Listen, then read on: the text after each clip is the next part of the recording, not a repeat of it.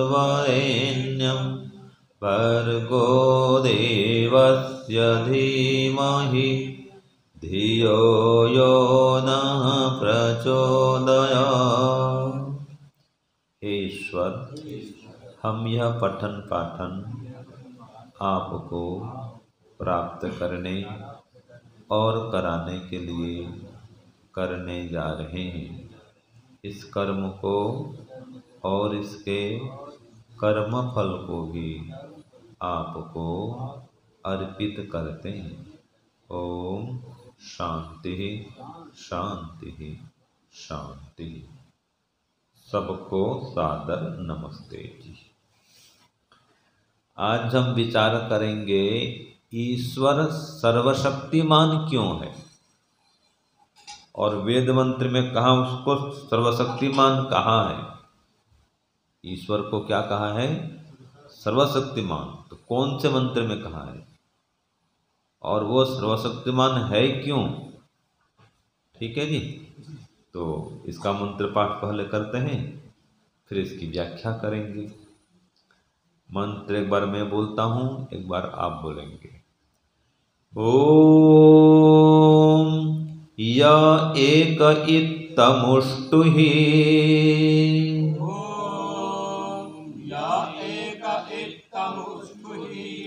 ओम य एक इत्तमुष्टुहि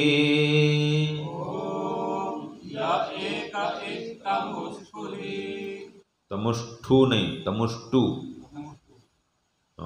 तमुष्टुहि।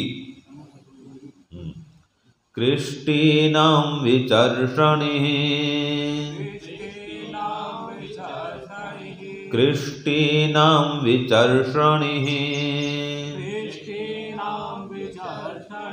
पतिर्यज्ञे वृषक्रतुः पतिर्यज्ञे वृषक्रतुः वृषक्रतुः। तो ये जो वृषक्रतु है, इसका नाम ही है सर्वशक्तिमान। ठीक है जी। यहाँ पर जो कहा परमात्मा को, पतिर्यज्ञे वृषक्रतुः, वह परमपिता परमात्मा हम सबका पालक हुआ है और वह सर्वशक्तिमान हुआ है। और विचर्षणी ही, हम सबका वो सर्वद्रष्टा हुआ है। हम सबका दृष्टा मतलब सर्वद्रष्टा हुआ है।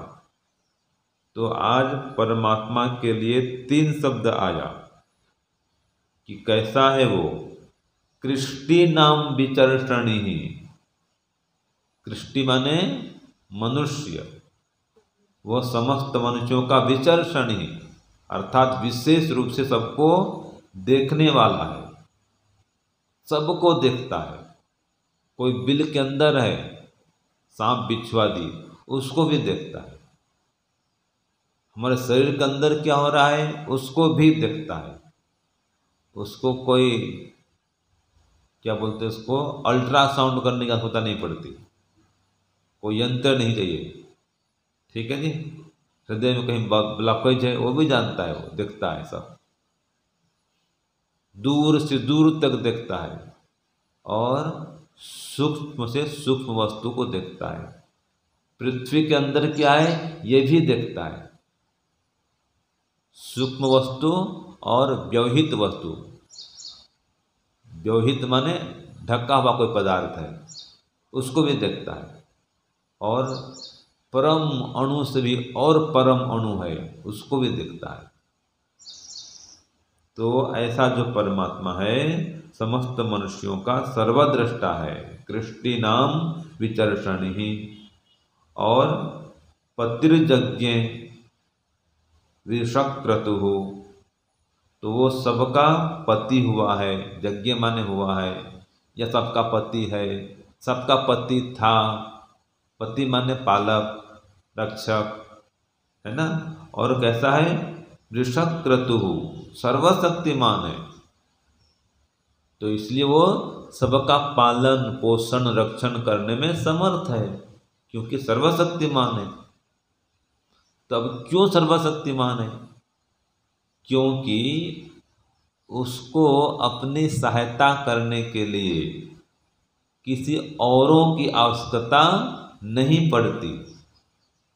उसे अपने कार्यों का संपादन करने के लिए किसी बाह्य पदार्थों की आवश्यकता नहीं पड़ती, अन्य लोगों की अपेक्षा नहीं होती। समझ गए? वह स्वयं अपने समस्त कार्यों को करने में पूर्णतया समर्थ है, इसलिए वो सर्वशक्तिमान है। सभी काम अपने आप स्वयं कर लेता है। जैसे कि सृष्टि को बनाना हो, अपने आप बनाता है।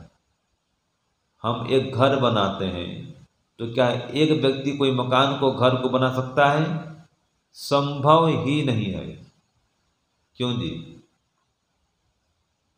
दीवार के लिए वो चिनाई का काम करेगा, या वो गारा बनाएगा, सीमेंट आदि गारा बनाएगा, या ला करके देगा?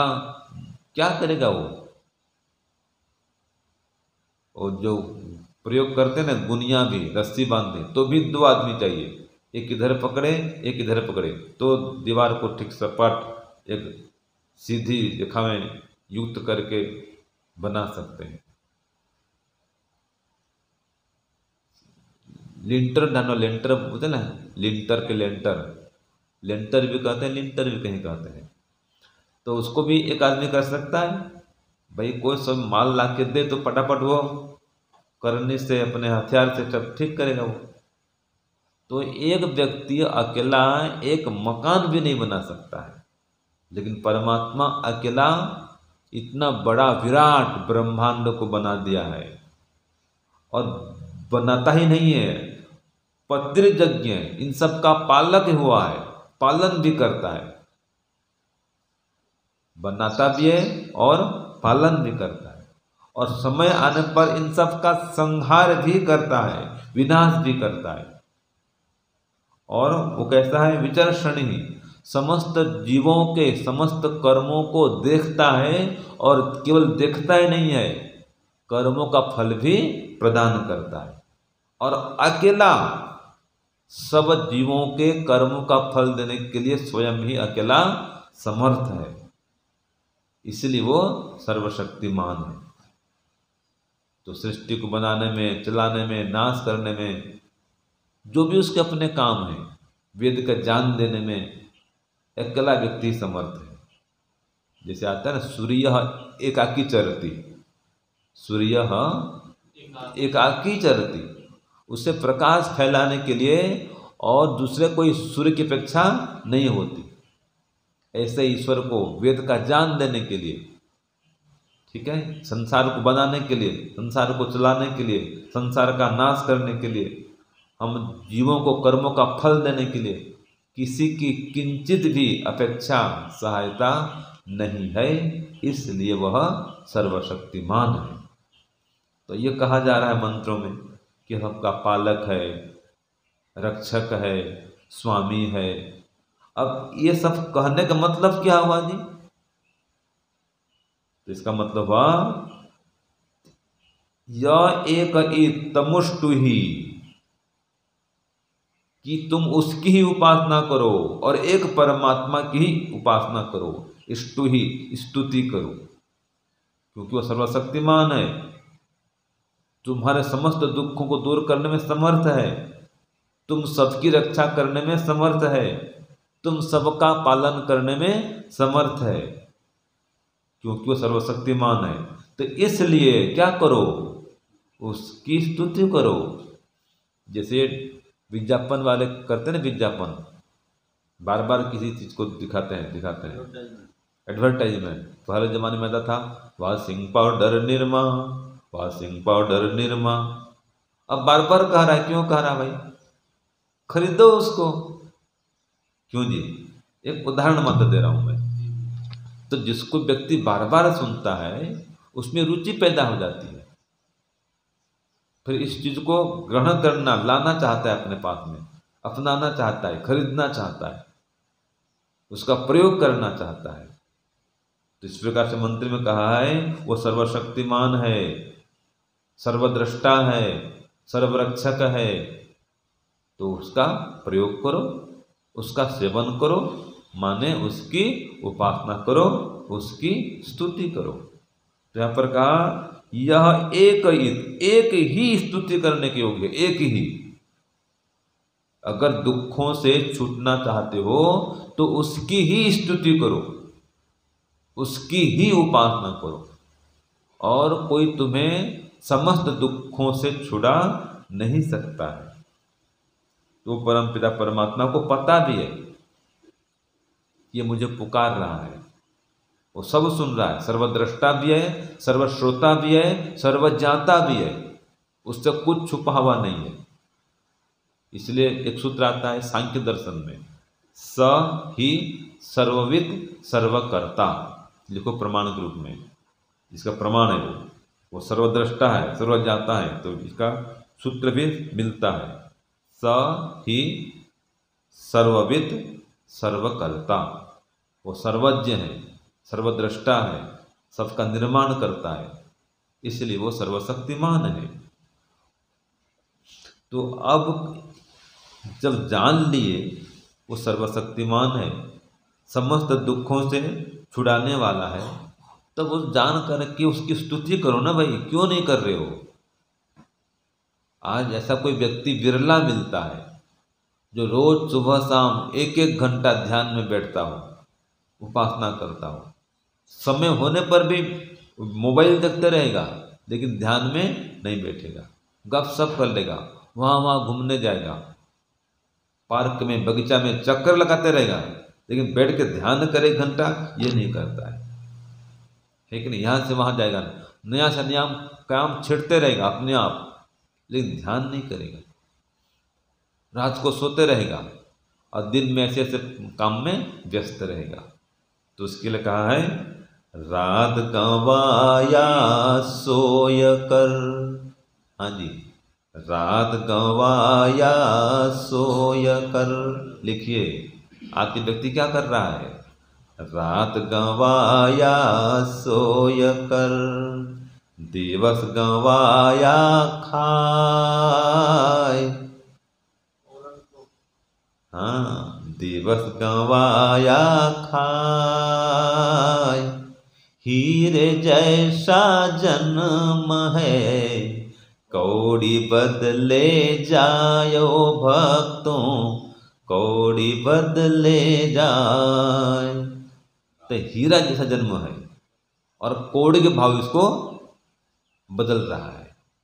इसका एक उदाहरण है कि कैसे हीरे के समान जीवन को कौड़ी में बदल रहा है। इसका एक फिट उदाहरण है, दृष्टांत है।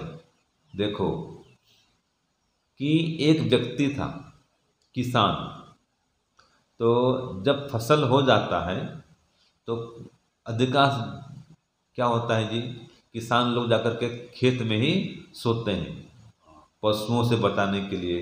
रात को कोई पशु आ जाते हैं, कई बार जंगली सुअर आ जाते हैं, और वो रोज बोलते हैं गुजरात में, हाँ, नील गाय, ठीक है, तो वो नील गाय लोग आ जाते हैं, तो उनसे बचाने के लिए मचान बनाएंगे, है ना, और मचान में रखते हैं पत्थर और गुलेर, गुलेर भी रखते हैं, पत्थर रखते हैं इस साइज का, गोल गोल बढ़िया सुंदर सुंदर, हाँ, ऐसे भी घुमाते भी करते हैं और गुलेर भी चलाते हैं, और गोटियाँ, गोपियाँ बोलते हैं, वो भी प्रयोग करते हैं।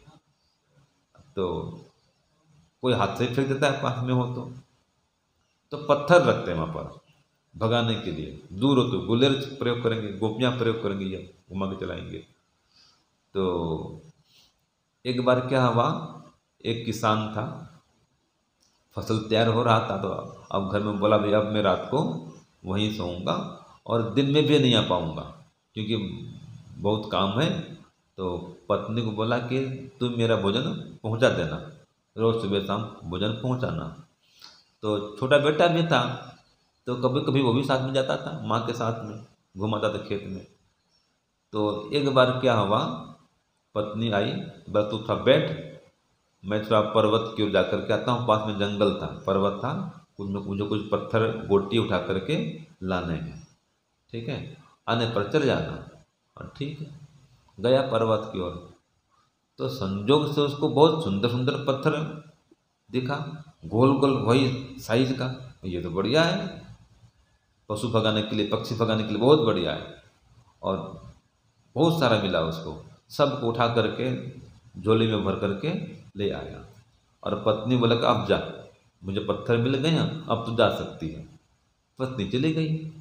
अब उसको रखा खुल करके मचान में, गुलेर भी है। अब कोई पशु आता है तो मार के भगा देता है। अब उसके उस साइड में नदी भी, मचान, खेत उस और नदी, तो पत्थर तो चले जाते नदी में, पशु भी भागते और जो पत्थर थे गिरते थे कहाँ, नदी में। तो अब वही काम था उसका, कोई पशु आए मारे गुलेर, पत्थर जाए नदी में, ठीक है, पशु भी भाग जाए, पक्षी आए तो भी इसको उड़ाए। बस हर पत्थर को यही प्रयोग करता था वो। तो फिर एक बार बेटा आ गया कि माँ मैं भी जाऊँगा, बहुत दिन हुआ गया नहीं, मैं भी चलता हूँ साथ में। चल बेटा, जाता तो था बीच बीच में, अभी 20 दिन से, कई दिन से आया नहीं, चल। तो बेटा भी आया। आ करके पिताजी थे नहीं मचान में, कहीं खेत की ओर कहीं घूम रहे थे। तो उच्च चढ़ गया मचान में, ठीक है। और तो बच्चों को तो होती आदत ऐसे। अब ऊपर देखा, 2 पत्थर पड़े हैं, सुंदर सुंदर, रंगीन रंगीन। मुश्किल का, अभी तो खेलने में काम आएगा, मेरे कंचे खेलते हैं ना, तो ये काम आएगा। उसने रख लिया उसको अपने जेब में, दोनों पत्थर को रख लिया। और घर आ गए फिर माँ के साथ में। अब वो खेलने लगा तो माँ देखती है, अरे इतना मूल्यवान पत्थर तू कहाँ से लिया? ये तो सामान्य पत्थर नहीं है। माँ कुछ समझती थी, बुद्धिमती थी कि ये सामान्य खेलने के पत्थर नहीं है, ये विशेष पत्थर है, ये तो बड़े बड़े पर्वत में, पहाड़ में मिलते हैं। तो ला मुझे दे, मैं पता करती हूँ कितना इसका मूल्य है। तो गया विशेष दुकान जौहरी पास में, कहा महाराज ये मेरे पास 2 पत्थर हैं, आप इसका मूल्य बताओ। तो एक ने कहा भाई बहुत सुंदर पत्थर है, मूल्यवान पत्थर है, 500 दूंगा। इतने में पास का दुकानदार देखा ये 500 दे रहा है मूल्य, बहुत सस्ता है ये पत्थर देख करके। उसने कहा इधर आओ, मैं 1000 रुपया दे देता हूँ। नहीं 1000 तू क्यों देगा, मैं दूंगा 1000। तो उसका 2000 दूंगा है, किसी ने कहा 5000 दूंगा, किसी ने कहा 50,000 दूंगा। अरे भाई एक पत्थर का मूल्य 50,000 बोल रहे हैं, ठीक है। तो बिक्री करके आई 1 लाख रुपया में, ठीक है। और पतिदेव को बताई कि देख पतिदेव, देखिए ये 2 पत्थर पड़े थे आपके मचान में, ठीक है, और 1 लाख रुपया इसका मूल्य हुआ है, ठीक है जी। तो बाकी पत्थर कहाँ है? उन्होंने कहा अरे मैं तो नदी में फेंक दिया। सिर पकड़ता है, ये एक पत्थर का मूल्य 50,000, 2 पत्थर का मूल्य 1 लाख, और मैंने पता नहीं कितने पत्थर पानी में बहा दिए। अब नदी में बहाव तो चले गए कहीं कहीं, गहरी नदी। अब रोता है, कितने बहुमूल्य पत्थर थे जिसको हीरे बोलते हैं, हीरा जैसा जन्म है कौड़ी बदला जाए, यही तो है। हीरा था और मैंने उसको पत्थर समझ कर पानी में फेंक दिया। वो पशु पक्षी उड़ाने में, उसको भगाने में लगा दिया, उसको पत्थर को प्रयोग कर दिया। अब पछताता है। अब यही काम मनुष्य कर रहा है। इतना बहुमूल्य जीवन है, ये इस जीवन में ईश्वर को प्राप्त कर सकता है, सभी दुखों से छूट सकता है, लेकिन इस काम में नहीं लगा है। किस काम में लगा है? जो साथ में लेकर के जाएगा नहीं, उसको इकट्ठा करने में लगा हुआ है। क्यों जी धर्मदेव जी?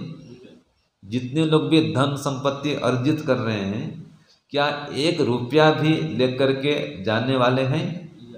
नहीं लेके जाएंगे। धर्म लेके जाएंगे, और धर्म का संचय करते नहीं।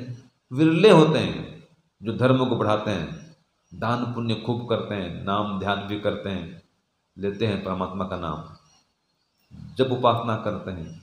ये 1 लाख में मुश्किल से 1 व्यक्ति होगा जो रोज सुबह शाम ईश्वर का ध्यान करता हो। अनुपात निकालेंगे सारे ब्रह्मांड में, संसार भर में, तो मुश्किल से 1 लाख में एक व्यक्ति निकलेगा जो विधिवत सुबह शाम ईश्वर का ध्यान करता हो, वो भी निराकार ओम परमात्मा का ध्यान करता हो, असली ध्यान। नकली पूजा पाठ तो करने वाले बहुत मिल जाएंगे, ठीक है जी। असली ईश्वर का ध्यान करने वाले, ओंकार उपासना करने वाले 1 लाख में मुश्किल से एक मिलेंगे। तो वो सब क्या कर रहे हैं? हीरे जैसे जन्मों को कौड़ी बदले जाए, यही कर रहे हैं।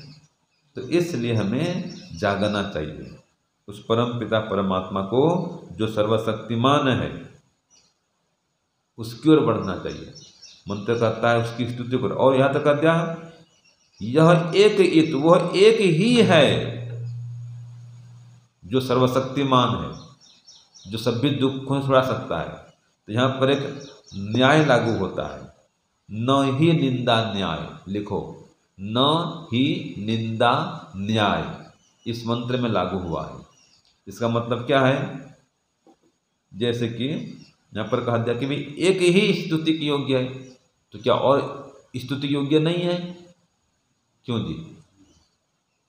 चलो ईश्वर उपासना तो एक ही करेंगे, लेकिन बाकी सहायता के लिए तो स्तुति करेंगे ना। हे सेठ जी, आप बहुत बढ़िया हैं, मुझे कुछ धन दीजिए, है कि नहीं है? ये भी स्तुति है। स्तुति माने सहायता के लिए याचना करना, मांगना कुछ। तो परमात्मा तो है ही, और भी बहुत सारे लोग हैं, उनकी भी स्तुति लोग करते हैं। यहाँ पर का नहीं, वो एक ही स्तुति करने के योग्य है। इसका मतलब क्या निकला कि वो जो है सर्वश्रेष्ठ स्तुति करने के योग्य है, बाकी लोग उसकी तुलना में निकृष्ट हैं। इसको बोलते हैं न ही निंदा न्याय। जैसे कि उसका उदाहरण क्या है? ये क्या भोजन है? कोई कभी भोजन पत्नी ने बनाई और पतिदेव डांटता है, ये क्या भोजन बना दिया, ये क्या भोजन है? भाई भोजन तो भोजन है ना, लेकिन ऐसा क्यों बोलता है वो? ये क्या भोजन है, नहीं खाऊंगा मैं। अब क्यों बोलता है? निंदा कर रहा है कि तूने बढ़िया भोजन नहीं बनाया है, अच्छा भोजन नहीं है ये, ठीक है, बढ़िया से नहीं तूने संस्कार किया है, स्वादिष्ट भोजन नहीं है, पौष्टिक भोजन नहीं है, काम चलो तूने रख दिया ऐसे, बना के रख दिया ऐसे बस, ये क्या भोजन है? कोई कहता है पशु का भोजन है, जबकि भोजन जो भी कारण है अच्छा भोजन नहीं लगा उसको, तो फिर भी कहता है ये क्या भोजन है? भोजन तो है, लेकिन फिर भी कहता है ये क्या भोजन है। इसको बोलते हैं न ही निंदा न्याय, माने उत्तम भोजन की तुलना में वो निकृष्ट है, उत्तम क्वालिटी का भोजन नहीं है। तो ऐसे ही बाकी जितने भी स्तुति के योग्य पदार्थ हैं, व्यक्ति हैं, वे परमात्मा के दृष्टिकोण से सब हीन हैं, निकृष्ट हैं। जैसी स्तुति के योग्य परमात्मा है वैसा कोई भी नहीं है। जब लगता है न ही निंदा न्याय, तो परम पिता परमात्मा स्तुति करने के योग्य है और पति है हम सबका। एक मंत्र में आया था, हम ही पति कहा है परमात्मा को। कौन सा मंत्र है? हाँ, ओम हिरण्यगर्भः समवर्तताग्रे भूतस्य जातः पतिः एक आसीत्। पतिः एकः आसीत्, एक ही परमात्मा था और एक ही परमात्मा है जो सबका पति है, स्वामी है, पालक है, रक्षक है। वही सर्वशक्तिमान सर्वद्रष्टा है। तो ये जानो और उसकी स्तुति करो, उसकी भक्ति करो। तो इसलिए कहा है, क्या कहा गया है? तेरी चरण शरण में आकर भवसागर तर जाते हैं, तू ही आत्मज्ञान बलदाता सुयश विद्य जन गाते हैं। तुझको ही जपना जीवन है, मरण तुझे विसराने में। मेरी सारी शक्ति लगे प्रभु तुझसे लगन लगाने में। अपने ही सिंहासन पर श्रद्धा से तुझे बिठाते हैं, भक्ति भाव की भेंटें लेकर शरण तुम्हारी आते हैं। तो उसके शरण में आए, ठीक है। और देखो दुनिया वाले भटकाने वाले हैं, तो दो पंक्ति का बोलूंगा फिर विराम देंगे कि आप परमात्मा की भक्ति करने जा रहे हैं, भक्ति को बढ़ रहे हैं, लेकिन संसार के आकर्षण जो हैं आपको ललचाते हैं, मन को उधर लुभाते हैं, खींचते हैं। तो इसलिए प्रार्थना है, एक ईश्वर से निवेदन है, मेरे देवता मुझको देना सहारा, कहीं छूट जाए न दामन तुम्हारा। मेरे देवता मुझको देना सहारा, कहीं छूट जाए न दामन तुम्हारा। इशारे से मुझको बुलाती है दुनिया, इशारे से मुझको बुलाती है दुनिया, तेरी रास्तों से हटाती है दुनिया। न देखूं मैं जग का ये झूठा नजारा, कहीं छूट जाए ना दामन तुम्हारा।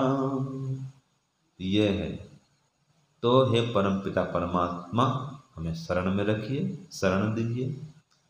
लगन का ये दीपक बुझाए ना कोई, है ना, और तेरे ध्यान से मन हटाए न कोई। तेरा नाम मुझको है प्राणों से प्यारा, मेरे देवता मुझको देना सहारा, कहीं छूट जाए न दामन तुम्हारा। तो परमपिता परमात्मा वही ऐसा है जिसके दामन को पकड़ करके, उसके आंचल को पकड़ करके हम पूर्णतया सुखी और सुरक्षित निर्भीक हो सकते हैं, सभी दुखों से छूट सकते हैं। तो वही परमात्मा स्तुति करने योग्य है, जो सर्वशक्तिमान है, सर्वद्रष्टा है, सर्वरक्षक है, सर्वत्र व्यापक है। तो उसके शरण में आए और सभी दुखों से छूट जाएं। ओम शांति ओम शम। सबको सादर नमस्ते जी।